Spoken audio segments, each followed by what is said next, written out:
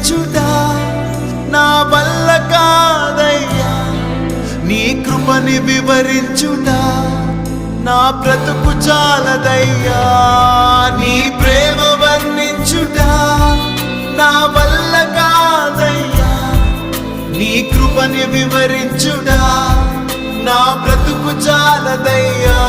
తండ్రి దేవా